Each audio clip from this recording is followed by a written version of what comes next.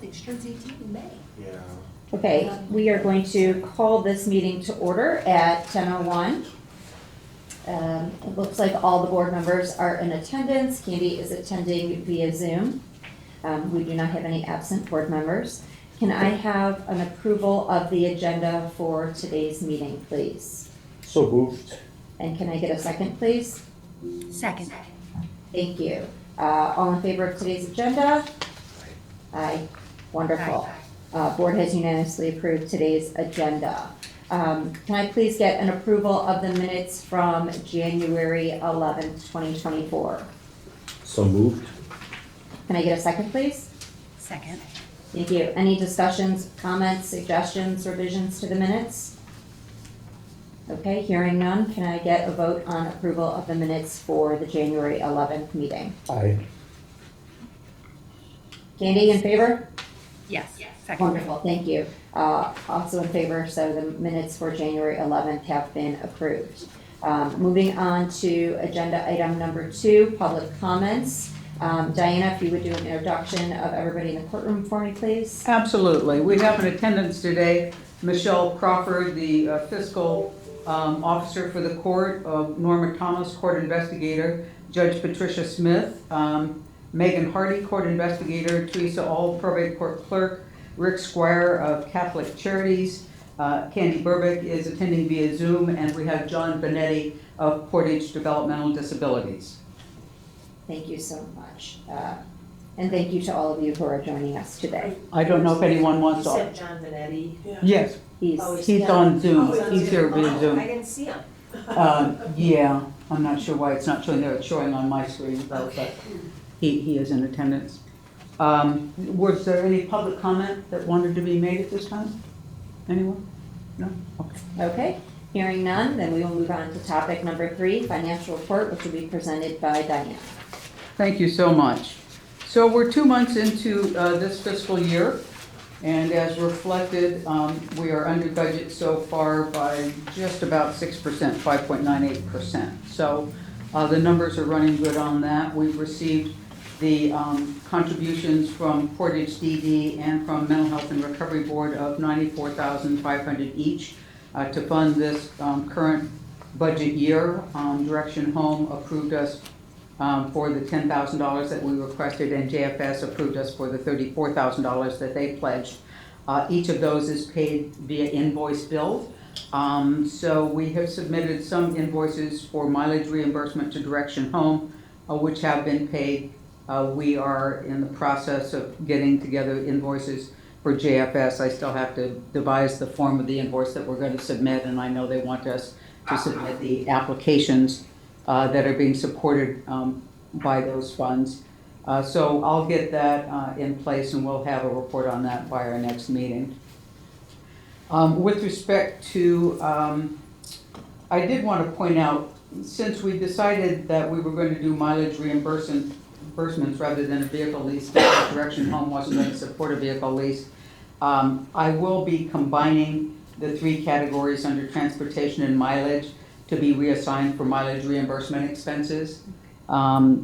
As you can see from my operations overview report, we've traveled over 1,100 miles just for the month of January. So Stephanie and I have to hit the road often on the same day, going different places, anywhere from Akron to Cleveland to Alliance to Youngstown. So we have wards all over the place and not just in Portage County. So that's what we're going to do with respect to that. There's another budget thing I wanted to bring up, and I'm not quite sure how to address it. I'll definitely have it built into next year's budget, but as we've been operating from time to time, we have wards who are currently living in their own apartments, but shouldn't be. And so our job, once we get appointed, is to get them relocated into an appropriate care facility, whether it be a nursing facility or assisted living. But then we have the challenge of, okay, well, now we've got this apartment, what do we do with that? Sometimes if they have enough assets, we'll advise the court that a guardian of the estate needs to be appointed. With respect to one gentleman, he had a bank account of in excess of $7,000 and a truck, and some personal property in his apartment. So we got a guardian of the estate to deal with that. In others, if they're personal property items are de minimis, and it's an APS client, we've had APS agree to come up with moving services to either clear the place out, or sometimes they're allowed to take a few items of personal furniture to wherever they're going to be living, and so they help us with that. But then there are some people, like one of my clients who was at one facility who she was in an assisted living facility and we needed to move her to a nursing facility. And she had some items of furniture there. So that costs money to have those items of furniture moved. And we don't have anything in the budget for those client services expenses. So that's something that I'll probably, to the extent that it's like $330 to move the furniture from assisted living to the nursing home. We'll probably take that out of transportation and mileage because it is a transportation cost of sorts. But I will build in a line next year for client services. I just wanted to make you aware of that. We're trying to use other agencies like APS to help us with those expenses when it's their client involved. But there's going to be times where it's not their client and we just need to find a way to take care of those things in the budget. So that's one of the incidental costs I wanted to make you aware of. Some of these things we find out about as we go along, just because we hadn't done this before and we didn't know what the underlying circumstances was going to be for the clients that got assigned to us. So it's kind of a growing experience. In terms of the caseworker, we haven't started paying on that new caseworker position yet. However, we did post the caseworker position on March 1st. Interestingly, we've gotten over 7 applications in less than a week. And some of that is because good words and good vibes have gotten back to Summit APS from Stephanie, and a few of her APS coworkers from Summit who live in this area have expressed an interest in joining us. And I also had somebody, I think, with a DD background. So it's very encouraging that we have so many applications in literally just 6 days. So it's nice that we've got the reputation that people think they want to come join our operation. So we're very excited about that. So hopefully by our next meeting, we'll have that new person in place. One of the additional expenses we might run into, though, and I know we had furniture to some extent budgeted on this, but as you recall, Neighborhood Development Services very kindly allowed us to have 3 offices in their building at 120 East Main. However, the 3rd office does not have a desk setup. It has a 6-foot folding table and a 6-foot, what we kind of call a conference table, the one that's about 20 inches wide for seminars. So I had asked Stacy if they had any extra desks around, and I heard yesterday they did not. So I put the word out to Michelle to see if she could find out whether the court or the county has some extra desk stuff so we don't have to buy equipment. But we probably won't need it till end of April, early May. Because even when we do these interviews, it's probably going to take some while for a prospective employee to give notice and stuff. So I'm hoping to have them on board by May, and by then we should be able to work out the furniture thing. So, but that's something that's also going to need to be addressed. All right, well, I think that's about it. Does anyone have any questions with respect to the budget or comments? Diana, I was wondering, you had mentioned our wards are located in several counties. Those would be Portage County residents with out-of-county placements. Is that who they are? Yes. Sometimes they get in the hospital in Cleveland. Oh, I see. Okay. So there's some of that going on. Okay. But we also have a client that's at City View Nursing. This was actually one we became the guardian of because that ward's guardian was an attorney who was retiring. And so we were asked to submit an application by the court. He was already placed at City View in Cleveland, had been there for some while, is doing well. There's no need to place somebody. We have one client who's a young man that just turned 18. He's a Portage DD client that's attending school in Youngstown at Safe House. And so, we have traveled there to visit and to attend care meetings. We have one client who came here last summer. I think I've mentioned him before, his pictures on our operations overview report. We became his successor guardian when his guardian was removed, and she had transferred him from Stark County. He wanted to go back to Stark County. So we managed to actually get him placed at Villa Maria there at the beginning of the year, and he's doing extremely well. And we just found out last week we got him signed up for Stark DD services in Stark County. Eventually, we may transfer that guardianship back to Stark County where it originated, but for the time being, we were just making sure he had all the services in place and is stabilized. Coleman did assign a wonderful case manager for him there. And so, you know, that's a case that, again, went out of county just because it had started in Stark County, came here last summer, but then once we became involved, the ward said he wanted to be able to go back to Stark County, and so we put that in motion. But we still have to go there every 2 weeks to take him his check and check up on him and see how he's doing. So that's a question I would have for you Yeah. is looking into the future when we have people that are placed out of county, how long do we keep the guardianship before we ask that home county to take over guardianship? Well, that's a bigger problem than it would seem on the surface, because the court in the other county has to agree to take I the understand, I've guardianship. done it And multiple times, it's not an easy process, And we have but had a challenge with them doing that. So, I mean, my main goal is getting him into a safe placement. So we had one client who had very difficult behavioral issues. And he'd been in the Generations Behavioral Health Hospital and then went over to Wyant Woods, and it wasn't working out there. So the only other place that we could find him that was a skilled nursing facility that would probably be a better fit was Arbors at Stowe, which is out of county, but it was a better placement than being in Akron at Wyant Woods, and so we brought him there. I think our goal is to keep them in a facility where they're doing well, and if it's appropriate to transfer the guardianship to the other county, we'll pursue that. I did have a motion pending for Kenneth to get his transferred back to Stark County, but he had to be residing in Stark County before that could be accomplished, and that just happened in January. Sure. And I didn't want to let go of it until we had all the services, Stark DD and Coleman, in place. And so, like I said, that has just happened, so I'll so do probably... you think with him that will be a permanent placement? Oh, I think the goal is to keep him at Villa Maria. He's very happy there, and he's doing extremely well. I get great reports. He's kind of a boy Friday where he helps the management there with different little tasks and chores, and there are residents who, because they aren't mobile, Kenneth will walk to the store for them, and then they'll buy him a soda pop or whatever, buy him lunch for doing that.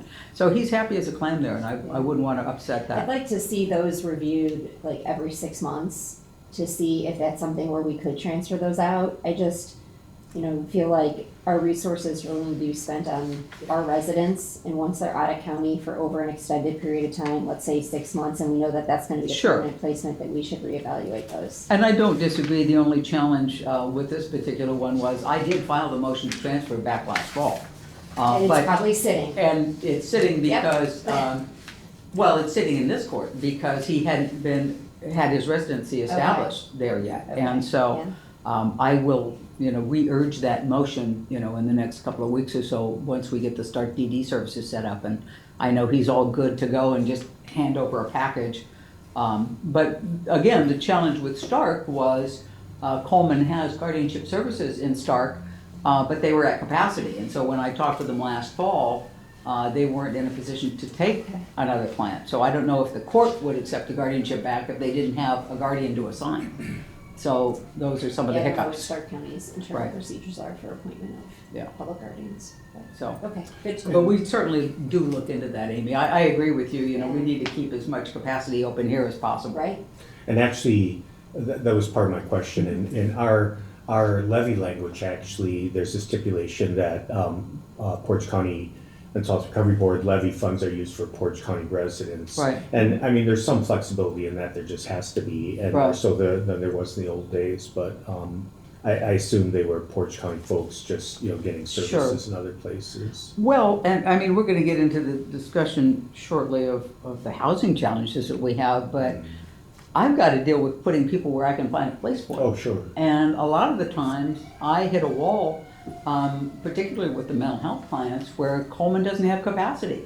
They don't have a group home placement, or they don't have an appropriate group home placement or opening. I mean, we literally have 10 wards out of our 40, received applications in our, I think we've got 27 appointments now and 35 applications filed. We've got 10 people that we can't find placements for yet. We haven't been able to firm up permanent placements with. And that eats up a heck of a lot of time. Sure. But our hands are tied in terms of capacity or the particular client's needs. Do they need skilled nursing? Do they need a 24/7 secure unit? Do they have a pet? I mean, it's just all kinds of little moving parts that we Sure. have to try and accommodate. But I know, John, you and I have had this discussion every time we meet about, the housing needs. Yeah, and that actually is our next major priority. Right now, we want to get the crisis center built, and one of the things we've done with the crisis center is we finally we had multiple designs, but we're able to locate the new CSU on the land we own. Yes. We didn't That's have right. enough room. We're gonna keep our old building bed. and then remodel that, and that'll become supportive housing in like kind of a phase 2 thing. So we'll have a new CSU, we'll have a new crisis center, and then the old building, we're able to preserve that. We're gonna remodel that and turn that into supportive housing for people So- with. Let me ask, the current CSU has 11 bed capacity. Mhm. The new CSU is gonna have 14 beds. So are we Yes. gonna have 14 and 11?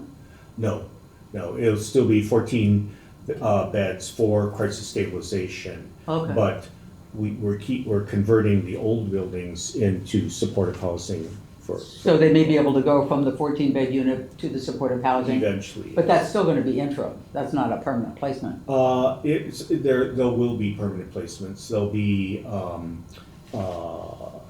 what we want to do is really a range of housing needs, Okay. between the crisis center, the CSU, and then the supportive housing unit. That's a ways off, Right. We're looking at opening up, we'll break ground this fall at the latest and open up, our target is September of '25 to Okay. open the new crisis center, and then we would immediately start on the supportive housing, which would take less time, hopefully, because it'd be renovation rather Right. than demolition and new construction, things like that. And that is one of our huge needs, because we've probably got 3 people sitting in the CSU now that I've Yeah. gotta get housing for, and there's no place to put them, or I'm waiting for different hurdles to be, completed to get them out. So, yeah, I know CSU is only supposed to be 14 days, but, in the past year, I've had people there for months while trying to get them into some other kind of suitable permanent housing.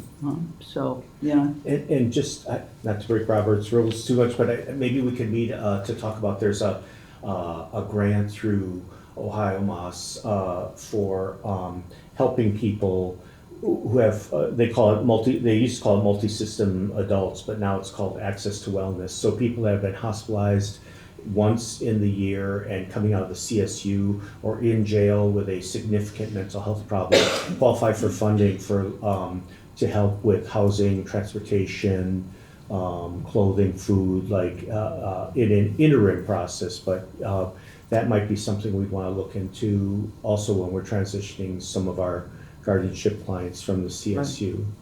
I think that would be very helpful. Some of the challenges we've had with OMAS is they really don't seem to have a plan in place to deal with the mental health clients that have a treatment resistance. So you've got them on meds, but it doesn't take care of Right. getting their symptoms stabilized enough that you can really place them safely in the community. And I've fought several pass-our placement battles with OMAS because they've said they're safe in the community, and I've said, no, they're not. They have to be in a nursing facility or some 24/7 secure facility to keep them safe, to keep the community safe. And we've literally had to appeal 4 of these things. The last one went to a state hearing, and we prevailed on it.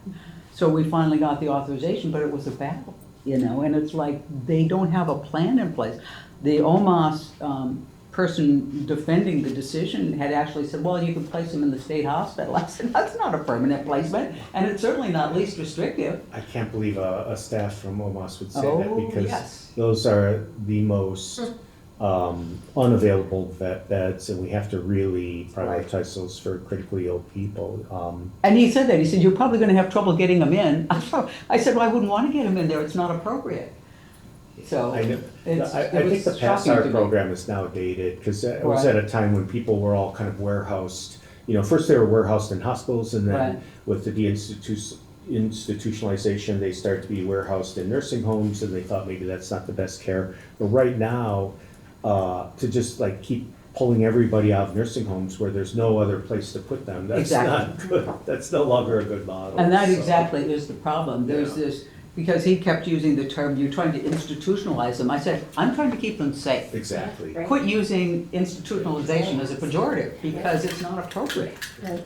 I agree. So, at any rate. Okay, thank you. So, back to the budget report. Anything else that I can answer concerning that? No questions. Okay. Then I guess we just need an approval. So moved. Second. Second Thank by- you. Thank All in you. favor? Aye. Excellent. Approved. Okay, moving on, Diana, do you want to talk about new volunteer applications? I think that's Absolutely. where we're next.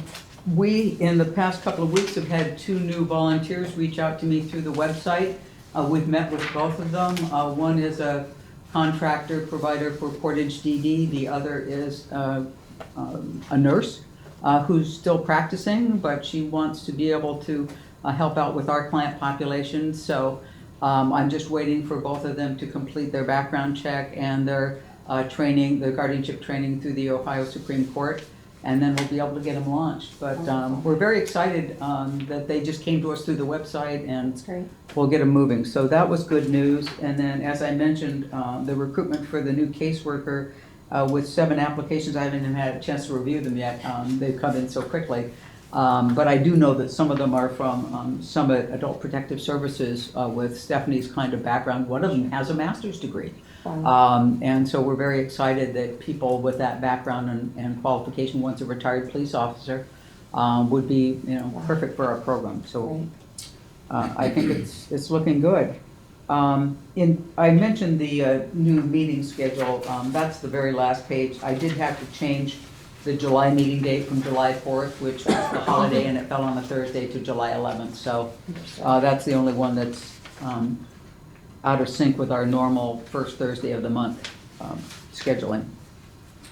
So if I could talk a little bit about our operations overview. Yes, please. An abundance of riches. We're at 40 guardianship referral applications since we started. It's actually 42, but 2 of them expired because the people went out of county, they never came back, and the statements of expert evaluations expired, so I just took them off the list. So in terms of active guardianship referrals received, we've had 40. We've filed 35 applications so far. We have 2 completed applications that are sitting on my desk that'll get filed by tomorrow. So that's gonna move up to 37. We've had 38 guardianship appointments held, 28 guardianship appointments held, and 28 guardianship appointments granted. We have 7 hearings still waiting to be heard. So in terms of guardianship referrals that we haven't acted on yet, we have 5, but like I said, 2 of those we're gonna get filed on by tomorrow. And then in terms of mental illness affidavits, we've had 2 actions for assisted outpatient treatment. One of those has actually just been terminated because the ward was successfully placed at Wayside Farm, where she's been for a couple of months now and is doing fine, no more hospitalizations, and so there wasn't any need to continue with the AOT process. So we're very happy with that. This was somebody who literally in 8 months was in and out of behavioral health hospitals 9 times, costing the state over $100,000. And so it wasn't until we were finally able to get the PASSAR approval to put her in a skilled nursing facility where she's done well, that we broke this cycle. So I'm very excited about that approach, having worked. So in terms of our visitations, to date, we've conducted 236 visits of wards just in the month of January alone. We traveled almost 1,200 miles. Stephanie and I have been submitting the mileage reimbursement to Michelle Crawford, who gets the funds from Direction Home to help support that effort. In And terms, those 236 visits include all of the public guardians, not just the no, as I ones- mentioned last time, before we got such a large caseload Right. ourselves, we were able to visit more of the public guardians that weren't our wards. Right. But we haven't been able You're to not do doing that that anymore. because we're Understood. just trying to Okay. keep up Yeah, that with makes our own sense. basket of So you're clients. focusing just on Yes. GSB. In terms of active public guardianships, though, we're now up to 41.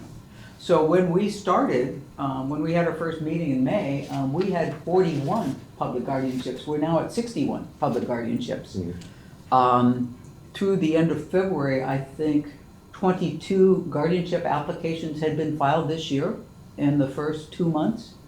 So if you extrapolate that, you know, the court's receiving a lot of guardianship applications, much more than it had in preceding cycles. Of the public guardianships, the Guardianship Service Board is the guardian in 45% of all the public guardianship cases now. And in part, that's because either guardians have been removed because they haven't been complying with court orders, or attorneys are retiring. Now that our flag's on the flagpole, they know to, you know, submit their motions to be removed. So that's how a lot of that's happened. But we still, you know, try and personalize our care for our wards. We had 2 wards with birthdays this past month. Shirley turned 81. She's at Long Meadow. Stephanie knitted her a scarf and took her a card and a gift bag, and we brought her a cake and tulip plants and cards. She was very excited to see that. Her roommate, Geneva, turns 100 on March 29th, so they're quite a pair. But we do try and recognize their birthdays. Stephanie keeps track of all of them. And then Kenneth, who's in Alliance, we went to see, took him to lunch, and took him some presents because he doesn't have any family or anyone to celebrate with him, so we wanted to kind of make it a special day for him.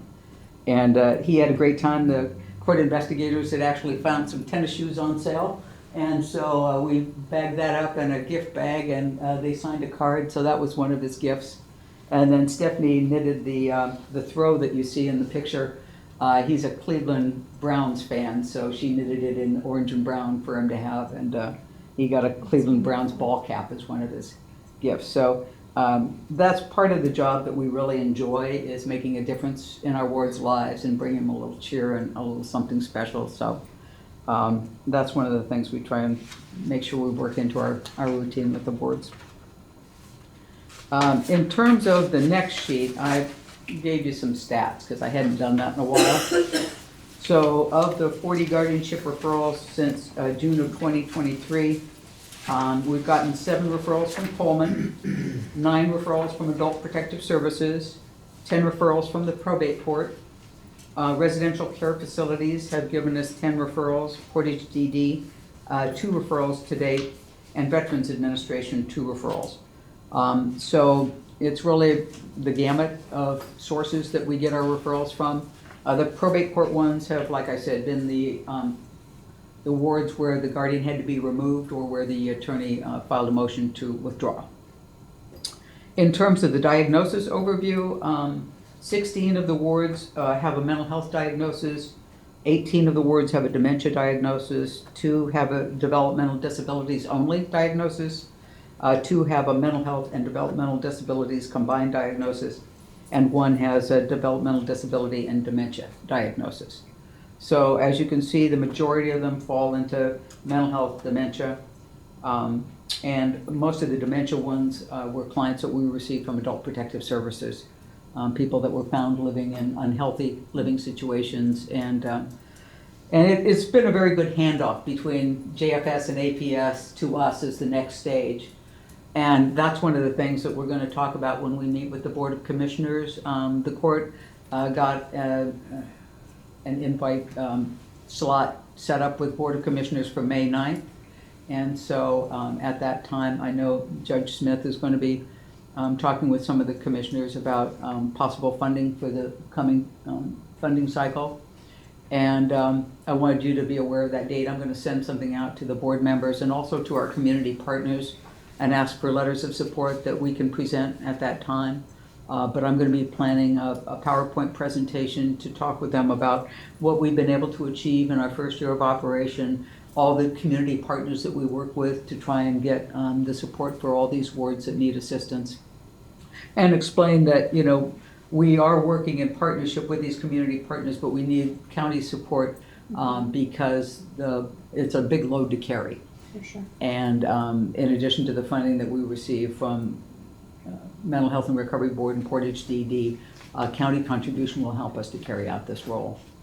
So, Judge, was there anything you wanted to add on that effort?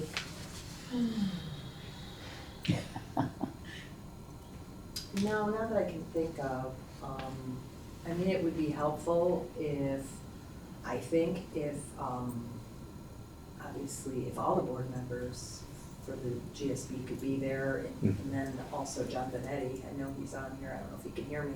I just think it would be helpful to show that we're all one unit at this Agreed. meeting.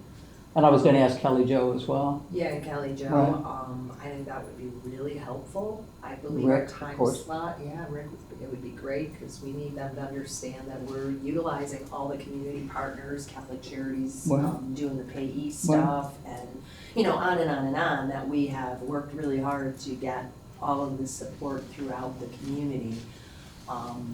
And then if, you know, we don't have to say anything, we just need to be there to show our Right. support. I think between Amy and Diana, you guys can do the presentation, but I think it would just show them, other than letters, you know what I'm saying, the actual personal support. So I believe the meeting is scheduled, if I'm not mistaken, somebody correct me, I think it's at 9 o'clock. I believe so, right, Yeah, we asked for the 9 o'clock slot. right. So, but you'll get more information from us on that. I'm going to put together a PowerPoint, Amy, that you and I can work with, like when we Wonderful. did our presentations to the boards. And then we'll go from there. Okay. But I will reach out to our community partners and see if we can get letters, because at least that's something of record that's part of our packet that we can Sure. hand to the commissioners that they have. Can I ask you just a couple questions about the referrals? Yes. So, and Norma, this question might actually be for you, but these probate court referrals, are these new probate court cases that you're getting in that used to be on a list where you would try to find attorneys? Diana's shaking her head no, so these are ones Current that open are cases. current open cases. So are you still maintaining a list of wards that need appointments? No. No. She turned that I up. referred them over to Diane. Okay, In wonderful. June. So you're assuming that, so that's Right. great. So we don't have that list anymore. And as far as residential care facilities, I'm assuming that they're calling you because they're used to that, And I refer. and then you referred over. So those are included in your residential care facility referrals? Absolutely, Okay, yes. that's good Yes. to know. And with respect to those referrals, you will recall that we got 10 initial referrals from the probate clerk when we put our shingle out to open business, and all of those 10 have been processed. That's fantastic. So none of the original 10 referrals that we got from the court investigators are still pending applications. Wonderful. So, Norma, did you say there were 14? I thought we had 14. no, some of them were duplicates that were in that stack. Oh, okay. And so, yeah. People try more than once. Well, because the They're expert desperate. evaluations expired, and then they Right. submitted a new one, and it just, yeah, it was, Okay. because it was over a year that they were backlogged, Sure. right? So in terms of some of our guardianship challenges, I know I've talked about some of this stuff, but I kind of wanted to just make a record of it. We have 10 wards in need of permanent housing placements right now, and this eats up a huge amount of our time trying to deal with these, whether they're pass-Rs or making sure that they've got, you know, Medicaid applications because their Social Security and personal resources aren't enough to pay, and so they have to get qualified for Medicaid to pay for their housing, or the type of housing. I've got a husband and wife. She can qualify for a skilled nursing facility, but his level of care is probably more appropriate for assisted living. So, but I've got to try and place them together, and they have a cat. So, you know, it's like all of these moving parts that you have to try and figure out. What funding do they need? What level of care do they need? You know, what other criteria do we have to take into account to get them placed? And in this particular husband and wife situation, they live in Mantaway. They're very active in their church. We don't want to place them 50 miles away where they're separated from their friends in their church community. So, you know, all of these things are huge juggling things. There's probably 3 of them are in Coleman CSU trying to find a group home or a nursing home or some suitable placement. One of them, when we finally won the PASSAR battle, we had them all ready to go to Arbors at Stowe and then found out they don't take clients that smoke, and our guy smokes. So then we had to start changing the game plan to a different kind of facility, which then, you know, takes more time. So I will say that finding permanent housing placements for our wards is one of the biggest time consumption challenges we have. And again, we got 35 applications filed all at once. You know, we've been appointed in 28 cases all at once. So we haven't had a time where we could get a lot of these people stabilized and have kind of, you know, smooth waters for a while. There are a lot of these things that are in flux, and that's been our ongoing challenge. So we will be glad to get a new caseworker on board to help balance some of this load.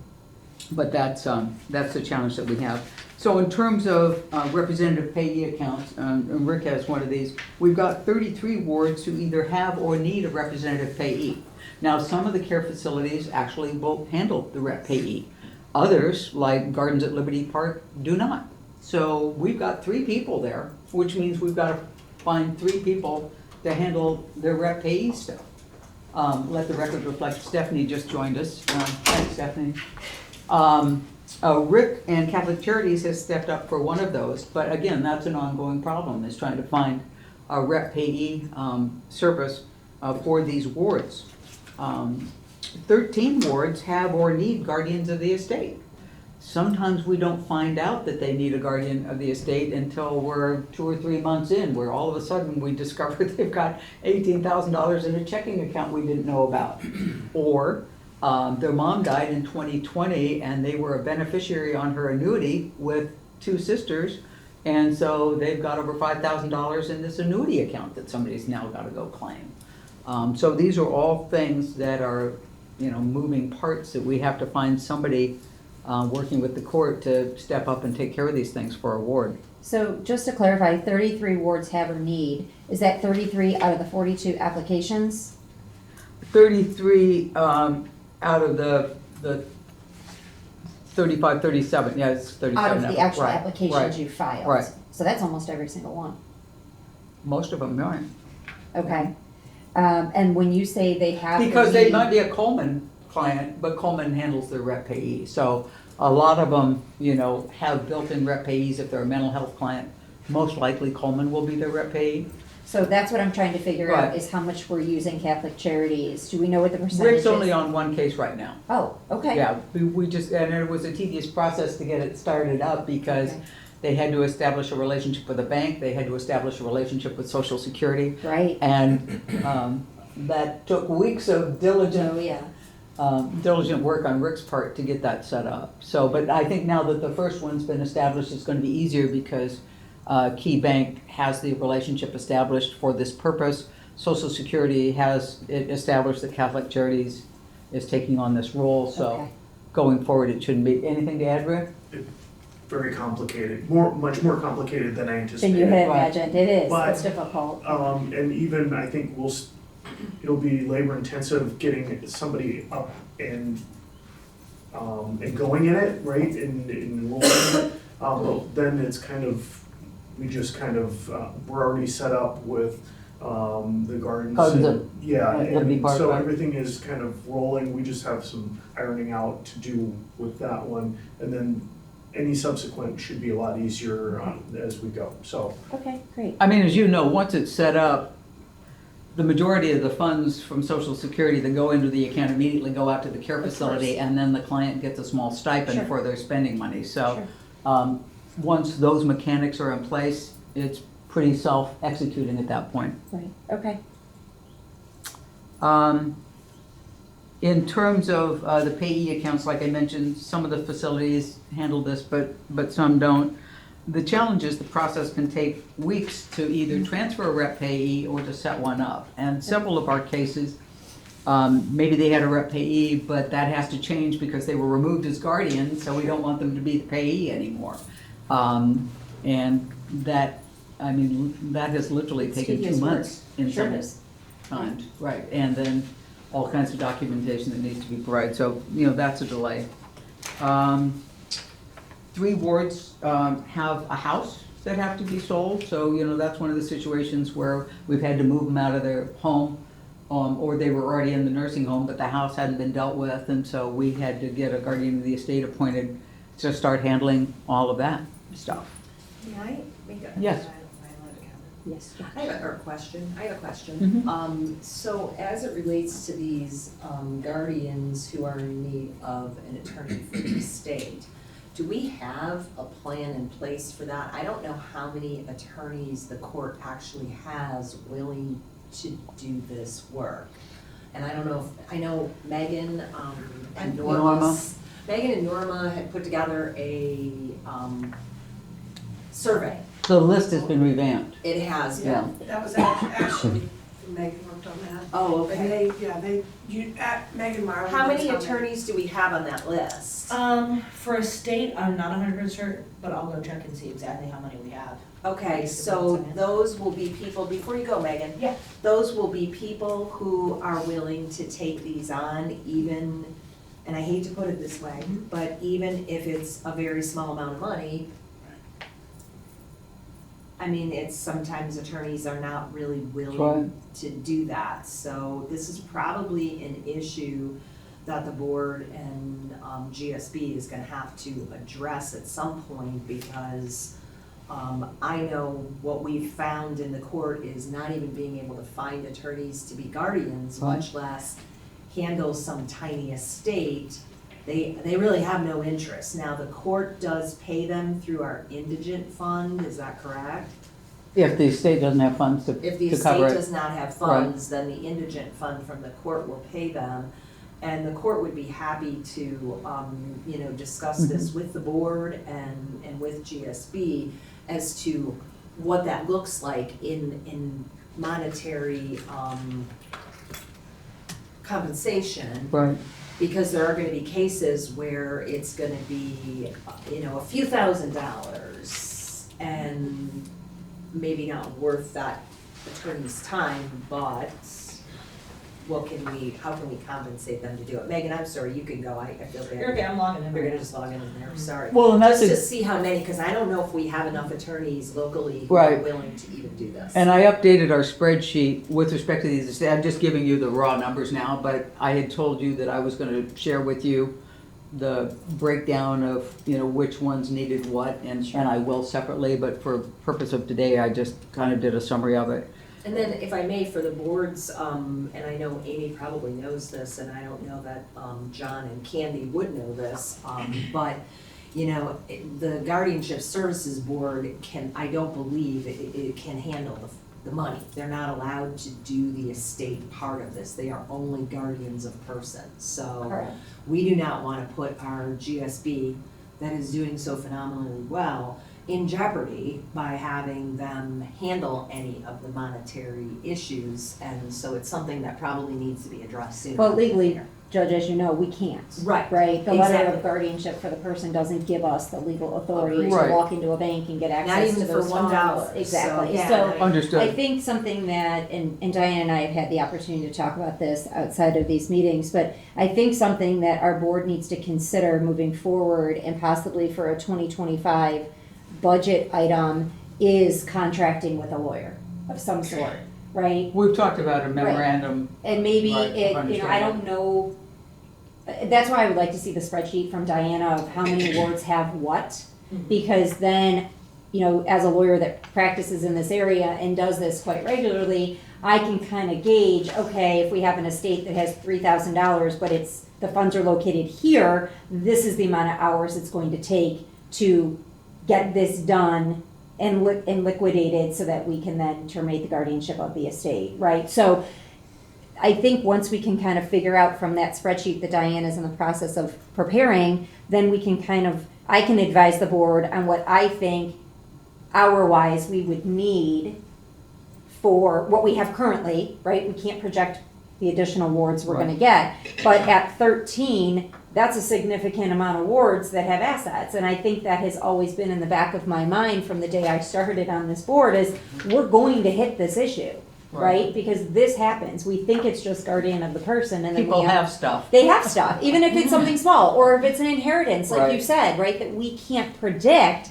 This is going to constantly be hitting us in the face, and it's so much more than just a rep payee position, right? So I think at some point we need to look at entering into some type of contract with a lawyer that does this. You know, maybe it's a lawyer that's in the process of retiring. Maybe it's a younger lawyer that's just starting out that wants to get involved in this area, you know, but we need to look at that because I think at some point GSB has to have a relationship with a lawyer that can handle these types of issues for our wards. Well, and importantly, we need somebody that can step in somewhat expeditiously rather than Correct. waiting, you know, I mean, because just the appointment process itself can take, 4 to 6 Right. weeks. And as we know, these assets could disqualify them from benefits. Correct. And And that's then already we can't get happening, placement. because I can't get them Exactly. spent. We can't get the money spent down. Right. So I do think that that's something we're gonna have to address sooner rather than later. I would agree, and But- I know the court, what we did is Megan went and did a survey, how many attorneys do we have who responded willing to do this estate stuff, do you know? So right now, for the states, and we're still receiving more surveys back in, but as of right now, there are 9 solidified on the list. Okay, so we have 9 attorneys willing to take on Yes, ma'am. these cases, okay. And like you said, Judge, I mean, one of these cases, the gal has under $4,000 in her checking account. She's got a care home bill for over $2,000 that needs to be paid, and she owes the court fees. I mean, it's gonna be all spent down, Right, and so, but it just needs to get taken care of, Right. We've been waiting weeks to try and get it cleaned up. Meanwhile, it does put her Medicaid in jeopardy, so. Correct. okay.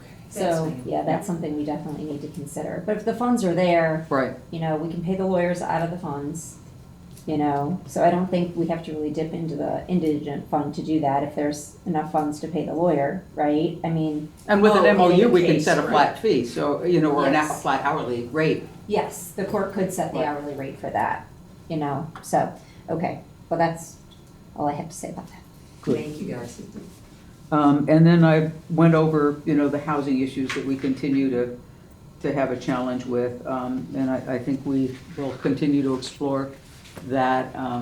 We don't want to see people left in the CSU for any longer than they need to be, but unfortunately, this is something that we end up having happen because there's no place else to put them, So these are kind of our main challenges that we deal with every day.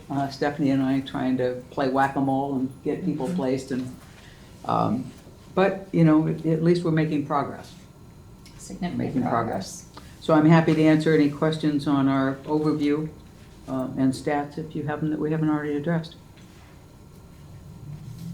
Any questions, John? No. Candy? No, she can hear me. Okay. I Yeah. do not. I was muted. No, I don't have any. Thank you, Candy. Thank you. Diane, on behalf of the board, I just want to thank you. I think you're doing a fantastic job. Your Thank you. summary has been very helpful to us, and I think we're only going to see incredible improvements into the future, so Thank you. so much. Well, I'll try and continue to keep the board as updated as possible with respect to the numbers and the challenges and the issues that we're dealing with so that you're in the loop on all of that. Okay. Just to clean up the record, I don't think we took a motion to adjust the meeting schedule for the July meeting. Okay, so moved. Thank you. Can I get a second? Second. Thank you. All in favor? Aye. Aye. Excellent. It has now been approved that we'll move the July 4th meeting to July 11th due to the holiday. Thank you so Thank you. much. All right, that's all I have today then. Okay, any other comments, questions, concerns before we adjourn? Hearing none, can I get a motion to adjourn? So made. Second, please. Second. All in favor? Aye. Aye. Excellent. We are Thank you, adjourned Candy. at 10:50. Thank you, everyone online. Good to see you, John. Thank you for attending.